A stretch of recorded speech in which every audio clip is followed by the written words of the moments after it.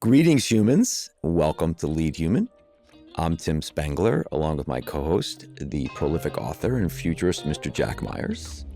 We're part of the Acast Creator Network, and together in about 30 minutes or so each week, we aim to prove that despite all of the emphasis today on data and dashboards and AI, that the real competitive advantage in business is still about unleashing the human potential. And this is Lead Human. Jack, tell us about our guest this week. Our guest is Jeanniey Walden. What's interesting about Jeanniey is she focuses, her company is LiftOff, and she really focuses on companies and individuals who are maybe stymied in their career or in their role or in the work that they're doing. How do you overcome obstacles? How do you move through? How do you gain momentum where momentum seems to have slowed? And she created something called the AIR method, right? Authenticity, inspiration, relatability. So I'm sure she'll talk about that. I'm eager to ask her because her name is Walden, Henry David Thoreau, Walden Pond. Yep. And I think there's probably a thread there because she really focuses in on belief as a foundation for corporate growth. If individuals don't believe in the strategy, don't believe in the company's purpose, then that slows the momentum. So we'll talk, I'm sure, about that. And I'm really interested in hearing what she has to say. Believe, do you think she wrote that before Ted Lasso, or did she have to copyright that? We'll find out, yeah, maybe. We should find out. So this is her book here, and that's great. So she was also a CMO. She was a CMO of Rite Aid, and that's triggering a thought that I want to talk about today, which is a former CMO who is now a CEO, and he's my favorite CEO in the world. I follow the consumer insight-led turnarounds left, right, and center. I even follow his morning routine. He is Mr. Brian Niccol, the CEO of Starbucks. Oh, really interesting. Now, let me tell you a little bit about why I love... There's been a lot of interesting things that he's had to do to try to turn around Starbucks. I'm eager to hear this. 1,000%. He is a guy who looks at what is the consumer insight, and then he pivots the company around it. Not what are the spreadsheets look like. He finds the friction. He gets back to the core of the value. He simplifies it and modernizes it. This is my summation of the 4 things he does. This is Taco Bell. This is Chipotle, and this is Starbucks. Have you ever met him? Nope. Oh, maybe this will encourage him to meet with you. Maybe. My son is graduating from Miami, Ohio, which is where he went. Small world. But so let me give you a couple incredible examples, and they're all things that touch us as consumers. Okay. 9 years P&G, and of course, great, grounding in that. But he was CMO at one point in one of the QSR, I think Pizza Hut, but then as running Taco Bell. Let's get back to the core of the fun. We're not McDonald's. We're not Burger King. We're not Wendy's. Let's get back to the fun. Live Mas, breakfast. People wanted breakfast. Yeah. He opened that. The taco burrito. He did that. The Dorito taco. He did that.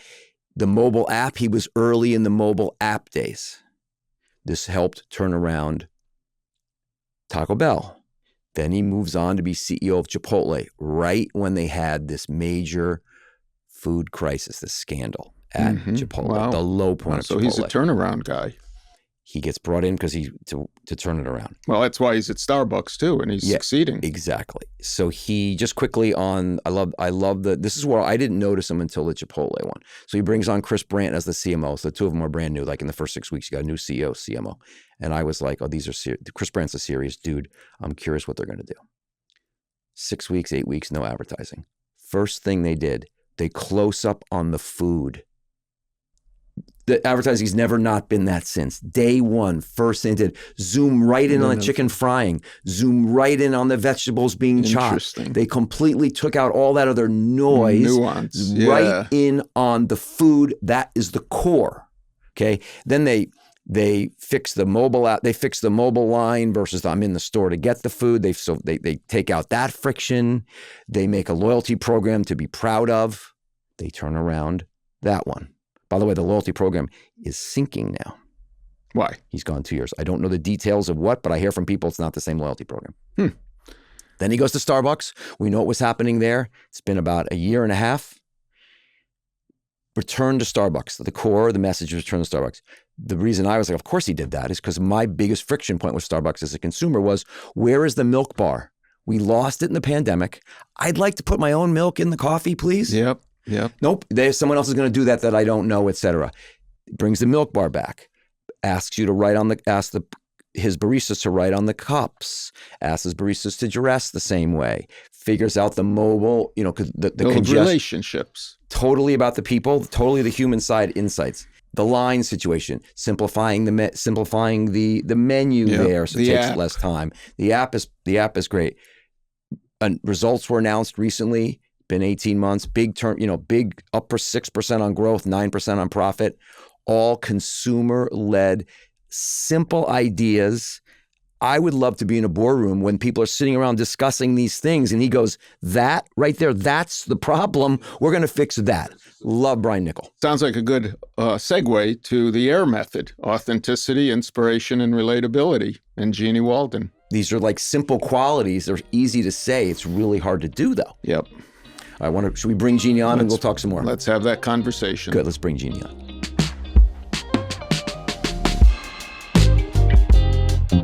Jeanniey, welcome. Oh, thank you so much. I'm so excited to be here. It's good to see you. Thanks for being here. Thank you. All right, let's jump right in. So, do it. First question is a question we like to ask everyone, sort of a grounding question. Oh, no. So no, don't be afraid. Don't be afraid. The crying is later, not at the beginning. So someone who has been an executive both on the traditional side, you're advising startups now. I mean, your career is very multifaceted. What's it like to be you? What's it like to be you as a person? It's so much fun. I just had this conversation with one of my kids yesterday, and she said, "Mom, do you have any stress in your life?" No. Oh, that's cool. How old is she that she asked that question? She's 23. Between the 2 marriages and the 5 kids and the 1 grandbaby and running my own business, and my husband's a CEO, and everything else that goes on, just the regular world, was my answer. Like, no more than anyone else, of course. So it's great. I love learning. Mm-hmm. And it's just never a day of work to me. It's always a new opportunity to meet new people, to learn new things, to get new perspectives, and to share those. I wanted to be a teacher when I grew up. I wanted to be a teacher or a veterinarian or a cashier. Do you have any pets right now? I have a pet bunny. Oh, okay. Yes. You maybe a cashier, like in any particular kind of store, or it didn't matter? It didn't matter. I wanted to be a cashier because I wanted to run a cash register because I love numbers. Why didn't I want to be a mathematician? I don't know. But thank goodness I went down the route of being a teacher. And the reason I did that is because I love inspiring people. That light bulb moment is so important to me. Graduated, could not find a teaching job to save my life. Did substitute teaching, had an opportunity to work at JCPenney for $5.25 an hour as a customer service rep. I'm super competitive. I won every competition for great service. Where was this? In Pittsburgh, where I grew up. And I realized very quickly, as I kept getting promoted, that management and leadership is just like teaching, but for old people.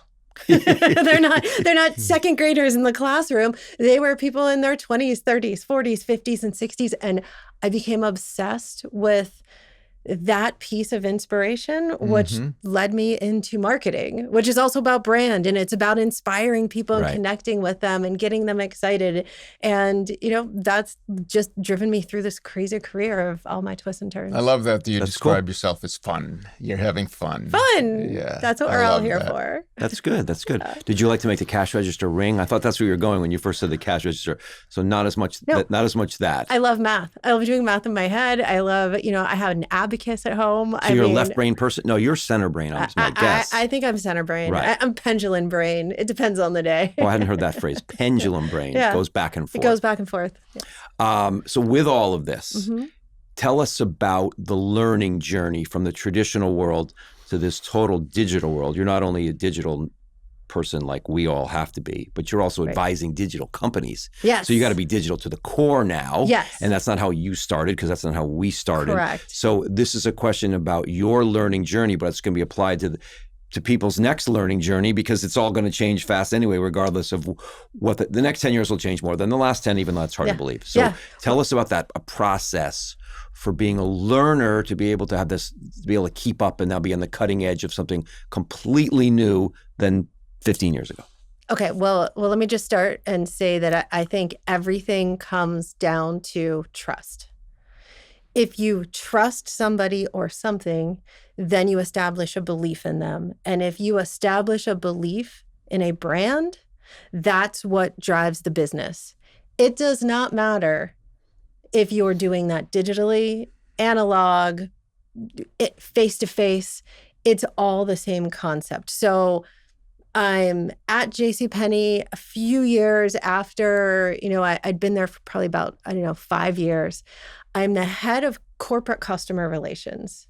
My job was to speak to the most disgruntled people, people that only wanted to speak to the CEO, people that were threatening lawsuits, people that had terrible things happen to them, like on their wedding day, they went to the styling salon and accidentally had one eyebrow waxed off, which is a terrible experience that you just can't make up for on your wedding day, no matter what. And my job was to find a way to turn them into brand advocates. Now, when I did that, it was challenging, it was hard, it was fun, it was enlightening. But fast forward to, we started to put up the first web pages, because that's how long ago it was. And email started coming inbound. And this entire digital world of opportunity opened up, where now you could understand more about the person immediately, and you could leverage that in such a fantastic way to build trust, belief, and business. That, of course, learning how to capitalize on email, digital marketing, and social media in the early days didn't become a scary thing for me. It became just one of the greatest gifts that we've had. Now, fast forward to AI and this AI-enabled world that we're in, we're making that same transition again in a completely different way, because AI is creating this huge level of visibility into what the rest of the world believes and trusts. It's creating an intersection between insight from customers and company positioning that we've never had before. Think about this. This morning on my way here to the studio, I drove. And I went to Google Maps and I typed in, where's the closest parking lot? 6 months ago, it would have just given me the names of the parking lots. Today, it said, here's the parking lots, and here's all the customer commentary about them. Don't park here, they'll hurt your car. This is a great place, but you'll wait an hour. Interesting. It's the convergence that comes through AI being able to daylight these insights. So as I'm advising companies today, it's on a whole new level. You're advising them still on the core concepts of establishing trust, building belief, creating business out of that opportunity, but leveraging the tools to do that. And AI is like a whole new person that you're marketing to. Okay. You started out the conversation at $5.25 an hour at I still make that much. At JC. Yeah, I hear you on that for sure. I think Tim and I both get that part of it. With consulting and advising. You talked about how competitive you were and how ambitious you were. And then you transitioned a little later in the conversation to the foundation of having strong beliefs and kind of a set of belief-based codes that you operate on. So bring those together, because one of the things you've talked about is how, when you're ambitious, and especially leaders at a corporate level where they have fiduciary responsibilities and quarterly responsibilities, in that world where ambition takes the precedence over the beliefs, how do you advise companies and leaders to maintain their beliefs when it's so competitive and when ambition takes over? It's a great question, and it's something that I don't think I realized I was doing for probably about 15 years of my career. And then when I realized I was doing it, I was able to appreciate it and turn it into something. So it's this concept that I call AIR. It's authenticity, inspiration, and relatability. And from every business that I've led as a CMO, every turnaround that I've done, every startup that I've done, I have always focused on bringing this concept of air to the table. From a marketing perspective, if you do not show up authentically to your customer, if you're not inspiring them, this is a product they need, even they might not even know that they needed it. We didn't know that we needed iPhones in our lives until Steve Jobs gave us the iPhone. And if you're not doing it in a relatable way where you're speaking their language to them instead of corporate speak, you're not going to get anywhere. So if you take that framework and you implement it at a corporate level, it forces humanity into every organization, and it balances out the loss of humanity that takes over when you're looking at quarterly board numbers and requirements for the investors and even just the stock price. And it enables you to get that way in a human-focused way, because at the end of the day, and many CEOs say this, there is no business without the people that fuel the business. You know, people and digital people soon. But those people matter. And you don't retain those people. You don't get the productivity out of those people if you are not creating a sense of authenticity, inspiration, and relatability. And it's the same thing with the customer. Hold on. And the CFO buys that. CFO absolutely buys that. Absolutely. Okay. Yeah. So drill down a little more into the AIR formula: authenticity, inspiration, relatability. Where do you see it breaks down most among those three? And then how do you navigate when you see that one of those is breaking down? That is a great question, because it's a different answer based on who you are in the company. For marketing teams, it's most, with customers, it's most often relatability. Go to any website and look at the words they use and then think like a consumer about the words you would ask. We call it the barbecue test. If you're describing your business to somebody at a backyard barbecue that's not in the industry that you're in, what are the words that you're using? Like, write those down. Now go look at all of your marketing materials. Do they say the same thing, or do you have a lot of corporate speak in there? So that's where it breaks down for marketing. For executives and business leaders, it often breaks down around authenticity. Not intentionally all the time, but a lot of times you have a CEO who wants to navigate away from tough questions. They don't want to share that they don't have the answer. We've heard this one before. Their Corp Comm and PR teams has written a statement for them that you clearly know. I mean, right now, today, the hottest question is, are there going to be layoffs? No CEO wants to say the true answer, which is, yes, we're going to do what we need to manage the bottom line of this business, and that could include layoffs. I don't know why they don't say that, because as employees, we all know that's true. And when that breaks down, then you start to get levels of distrust or mistrust. And in today, with all the focus on AI, then you hit the conversations that are on Reddit, where everyone's grumbling on Fishbowl and on Glassdoor, that just get elevated, that start to make it a toxic environment. That impacts the ability to hire. Why do I want to work here? Look what everybody says. It just creates a spiral. So those are the two key areas. To your point about CFOs, relatability is the biggest area that they struggle with. Right. When I worked at Mercer, we had a CFO. She was brilliant. She did the financials, not by just sharing the numbers. Of course, she did that at the town halls, but she brought in an umbrella, sunglasses, and a winter coat. And she would do the financial weather report. I love that. Sunny days are ahead. When she would pull the numbers up, she'd put on the sunglasses, and immediately, whoever you were, an actuary, somebody in the career team, someone in HR, you knew the future was looking good.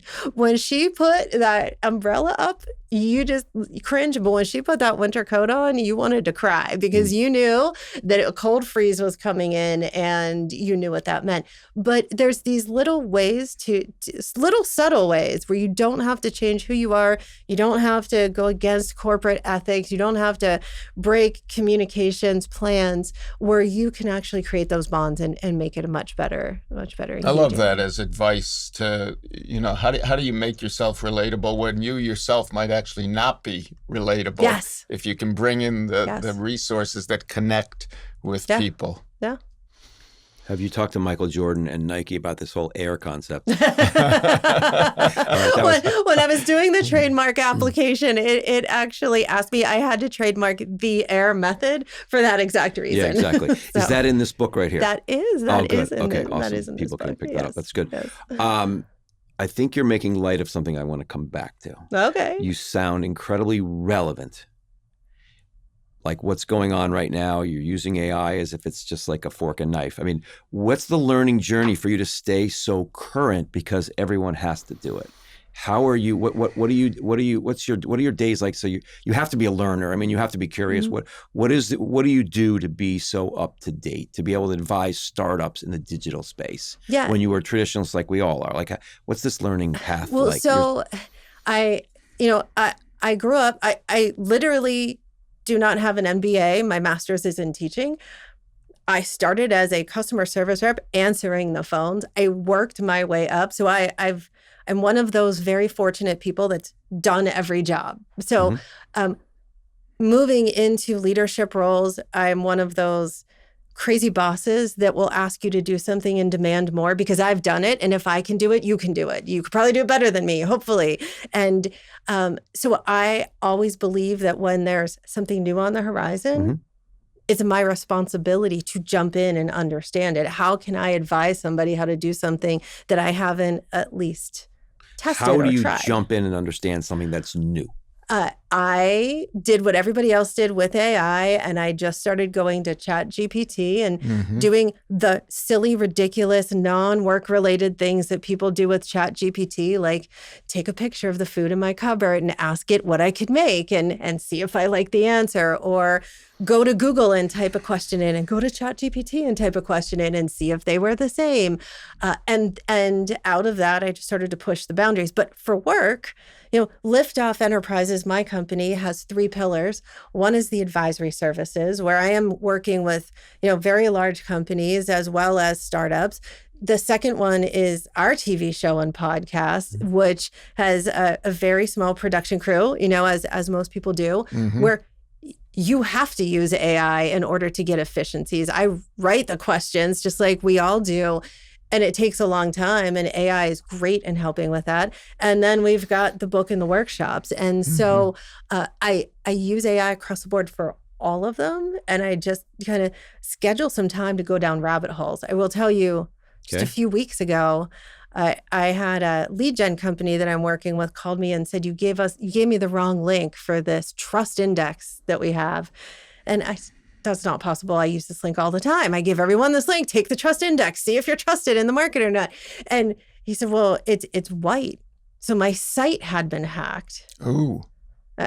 My tech team is a team of one. It is me. Right. So I call the hosting company and they said, oh yeah, you don't own the service where we help you. So if you pay us $800, we can have someone look at it within the next 5 days.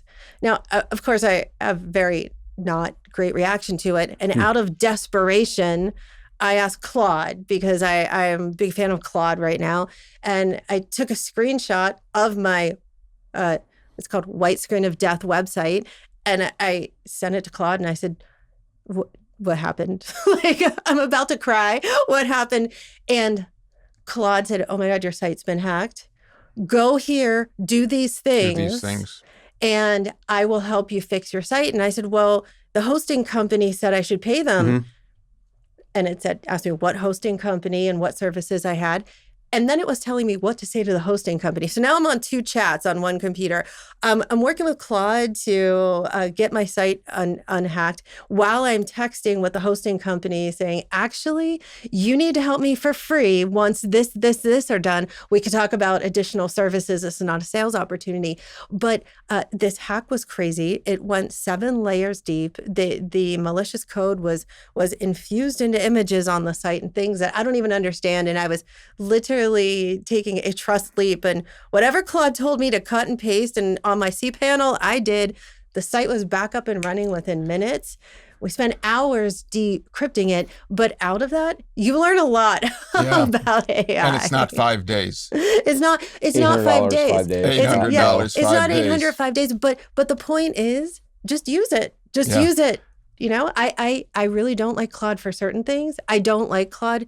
If we, after this conversation, if I sat down and said, here's what I talked about, Claude, write me a LinkedIn post, I would hate it. I guarantee you that. He doesn't understand how to write original content. Whereas ChatGPT is better at it. One's an enterprise, one's more individual. And that leads me to the comment on LiftOff and how you view LiftOff and how you present it in the market around journey is as important, if not more important, than the outcome in terms of focus. You talk about use ChatGPT, Claude you love, you don't like for certain things. As people like all of us, but all of our listeners and viewers are not just dealing with Claude, ChatGPT, Gemini, Grok. We're also dealing with agentic AI. We're dealing with world intelligence, with AGI, artificial general intelligence, with OpenClaw. Absolutely. Which are coming at us so quickly that the learning process has to be very different. The experiential process has to be very different. So as we look at journey, everyone is somewhat on the same journey, whether you're 22, just coming out of college, 18, going into college, or 50s and dealing with this, or 70s and older, navigating this journey that we're all on together into the future. How's that affecting the advice and counsel you give to your clients and the interviews that you're doing? Yeah, it's to me, it's not dissimilar from the world when we went from traditional advertising to digital advertising. Because, and I'll never forget this, because I was pretty young in my career, and I was brought to Gray before WPP bought it to start the first email marketing division of an ad agency. Really? I got laughed out of the room by some big brands who told me they would never use this thing called email, and I was crazy and direct mail was just fine. But it was my job to implement this hot new tool that nobody really trusted globally around the world. And I went to a direct marketing association meeting, and a woman started talking about a Johnson box. Now, I'm sure many, many people listening right now do not know what a Johnson box is, but when you open up a traditional direct mail letter from somebody, and there's a box at the top that kind of highlights what's in the letter, somebody with the last name of Johnson created that. It's called a Johnson box. Okay. It's no different than the subject line of an email. Right. And when I learned that, I thought, wow, the foundations of marketing, of messaging, of business are the same. Digital is just a different way to carry it out. Now fast forward into digital, there's SEO, in traditional digital, there's SEO, there's SEM, there's trade desks, there's DSPs, there's programmatic, there's you could be, as you're talking about AI in the same way that most people in the early days talked about digital. It is not our jobs to master every single element. It is our jobs to master the foundation that is fueled by those elements and bring in the right workers as needed. And the one piece of advice that I'm sharing with everyone is AI should be another customer profile that you're planning towards. You've got your ICP, your ideal customer profile, and there are typically multiple people that are your buyers. Your AI is another buyer. If we go back to that parking situation today, it told me, hey, this parking lot is getting this type of feedback. However, 6 months from now, my AI assistant might be looking at my calendar, realizing I need to be here, programming and already making a reservation at the garage where they think I should park, and moving it in to take my autonomous driving car where I'm doing nothing. That might all be done automatically to me. And that plays to the follow-up question on journey and outcomes. The difference, I think, between the digital and today is the speed with which things are coming at us. And you talk and write a lot about speed versus alignment. How do you navigate when things are moving so quickly, but retain the alignment with your core strategy? How do you do that? Yes. Well, so I think, for me personally, I'm a fast mover. I do like to fail fast. For businesses, it's different. If you're a startup, you have first mover advantage. Mm-hmm. Just like when the iPad came out and app stores came out and we saw traditional brands fall down in visibility because they were on the same playing field as new brands, we're going to see that with AI. Mm-hmm. For large businesses, because of corporate governance, because of safety and security, because of privacy, all related to AI, they are moving a lot slower and more methodically because AI implementation becomes a product engagement as much as anything else. And that gives you some time. Okay. I think this is going to be our last question. It's kind of a big one. From your standpoint, I know because you talk a lot about it's not work-life balance, it's work-life blend. Yes. Unpack that a little bit for us. Well, I think it happened during COVID. Before COVID, we all attempted to work and then you somewhat stopped work. I mean, of course, BlackBerries enabled us to work all the time back in the day. But when COVID hit, our reality shifted, especially with so many people having their children home. And I mean, we would be on Zoom calls while, my head of marketing at one company is cooking a grilled cheese while she's on a Zoom call presenting to the CEO, while you see her go on mute, screaming at her child to eat the grilled cheese, coming back on and acting like nothing's wrong. And all of our lives became that kind of integrated approach. We shifted all of our work process to be remote enabled, and we basically eliminated any balance. So now we're in this post-COVID environment where people are coming back to the office, but it is hybrid.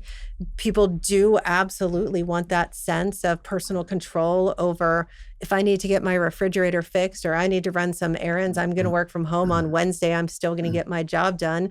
The work day no longer starts from 9 to 5. We've got the global economy. So it's gone. The best you can do is blend it in. And the people that are doing work-life blend the best are not people who are working 24/7. They're people that appreciate that, when they're on vacation, if they take an hour to pop through some emails and then turn it off for the rest of the day, they've been able to take care of both priorities and manage it. And we live in a blended society now. So in the context of the blended work-life blend, tell me about Walden Weekends. Well, my husband's the CEO of his own business. I'm the CEO of mine. We both travel a lot for work. We have 5 kids between the two of us.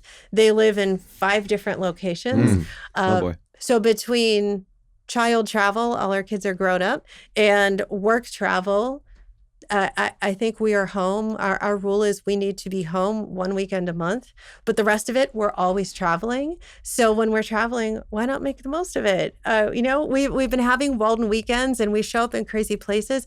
I recently spoke in Japan. That was amazing. Cool. That became our Walden Weekend. In between, my husband spoke there the week before. I spoke there the second week. It was this great weekend in between.